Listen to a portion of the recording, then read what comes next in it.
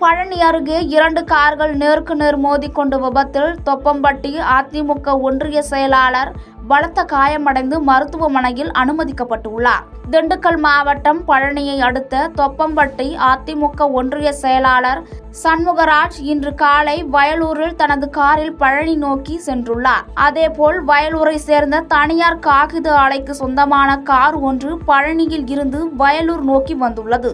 அப்போது பழனியை அடுத்த புஷ்பத்தூர் அதிவிரைவு சாலை மேம்பாலத்தின் கீழே 2 கார்களும் எதிர்பாராத விதமாக நேருக்கு நேர் மோதிக்கொண்டது.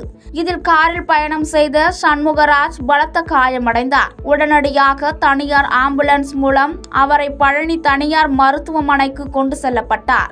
மேலும் இந்த விபத்து குறித்து சாமிநாதபுரம் போலீசார் வழக்கு பதிவு செய்து விசாரணை நடத்தி வருகின்றனர்.